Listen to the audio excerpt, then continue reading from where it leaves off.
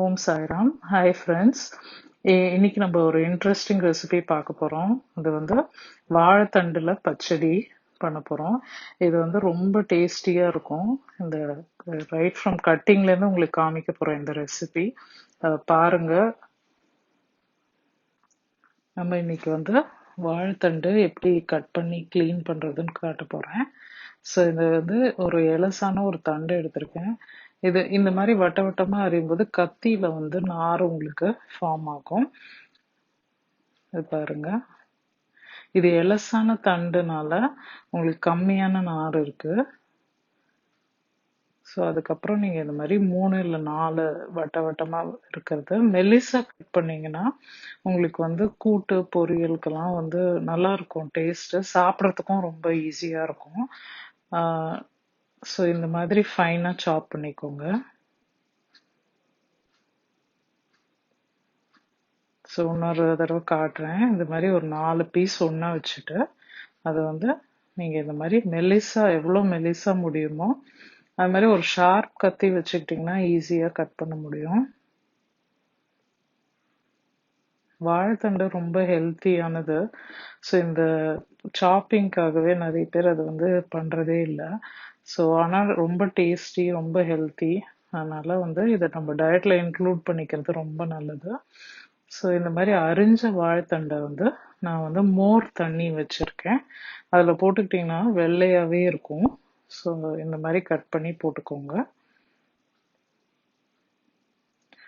தின்னா ஸ்லைசஸ் போடுங்க. அப்போ வந்து உங்களுக்கு ஃபைனாக சாப் பண்ண முடியும்.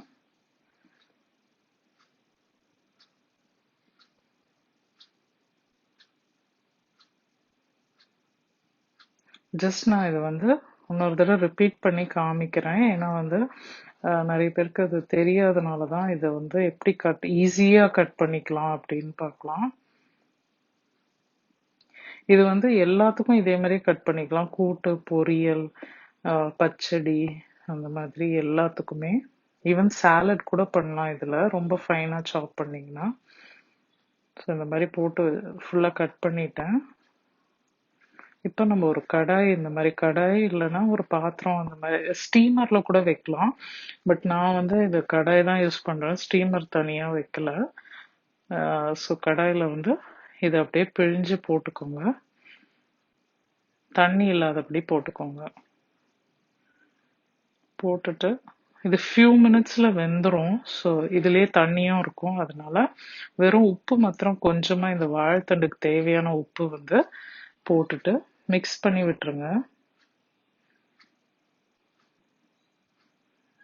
ஒரு 5 மினிட்ஸ், 5 to 7 மினிட்ஸில் இது வெந்துடும். நீங்கள் ஸ்டீமரில் வைக்கிறதுனாலும் வைக்கலாம். இது மெயினாக இந்த வாழைத்தண்டு பச்சடிக்கு நம்மளுக்கு தண்ணி இல்லாமல் வேணும். ஸோ இந்த மாதிரி ட்ரை ஆகிடும். அந்த தண்ணியெல்லாம் வத்துறதுக்குள்ளேயே உங்களுக்கு வந்து சாஃப்டாக வெந்துடும் வாழைத்தண்டு. இந்த மாதிரி மிக்ஸ் பண்ணி விட்டுருங்க. மீன்வைல் நம்ம வந்து இதுக்கு ஒரு பேஸ்ட் ரெடி பண்ண போகிறோம். தேங்காய், ஜீரகம், பச்சை மிளகா போட போகிறோம். ஸோ பச்சை மிளகா 2 எடுத்திருக்கேன். இது இப்படி அரைச்சிக்கோங்க ட்ரையாக, ரொம்ப தண்ணி விடாமல் ட்ரையாக அரைச்சி, கொஞ்சம் ஜஸ்ட் 1-2 டேபிள் ஸ்பூன் தண்ணி விட்டு அரைச்சிக்கோங்க. அதை இதில் போட்டுட்டு நல்லா ஒரு பெரட்டி விட்டுருங்க. இந்த வாழைத்தண்டில் மிக்ஸ் ஆகுற மாதிரி லோ ஃப்ளேம்லேயே வச்சு நல்லா மிக்ஸ் பண்ணி விட்டுருங்க.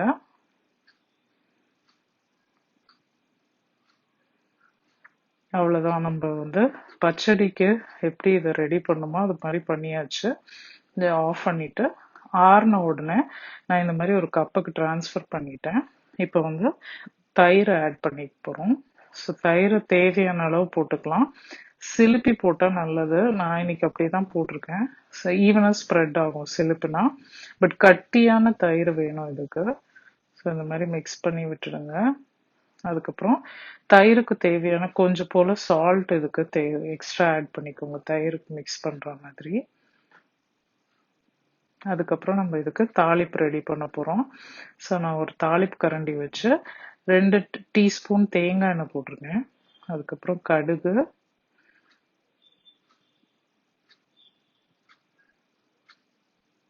கொஞ்சமாக பெருங்காயம், அப்புறம் ஒரு 2-3 காஞ்ச மிளகாவும் கருவேப்பிலை போட போறேன். அவ்வளவுதான், இதோட தாளிப்பு இதுதான். ரெடி ஆயிடும். ரொம்பவே டேஸ்டியான பச்சடி இது. எல்லாருமே விரும்பி சாப்பிடுவாங்க.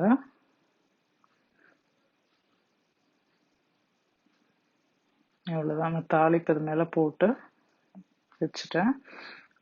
கண்டிப்பா ட்ரை பண்ணுங்க, எல்லாருமே என்ஜாய் பண்ணி சாப்பிடுவாங்க. ரொம்ப ஹெல்த்தி வெர்ஷன், இதுவே ஒரு கம்ப்ளீட் மீலா சாப்பிடலாம். வாழைத்தண்டு வந்து ஃபைபர் ரிச், ரொம்ப நல்லது உடம்புக்கு. இந்த மாதிரி ஹாலிடேஸ்ல இருக்கும்போது அட்லீஸ்ட் இந்த மாதிரி வெஜிடபிள்ஸ் ட்ரை பண்ணி சாப்பிடுங்க. ஒரு வீக்கெண்ட்ல எல்லாம் பண்ணி சாப்பிடலாம், ரொம்ப நல்லா இருக்கும். ட்ரை பண்ணிட்டு உங்க ஃபீட்பேக் கமெண்ட்ஸ் போடுங்க. ஹெல்த்தியாக சாப்பிடுங்க, என்ஜாய் பண்ணி சாப்பிடுங்க. Thank you very much. நம்ம சேனலுக்கு சப்ஸ்கிரைப் பண்ணுங்க.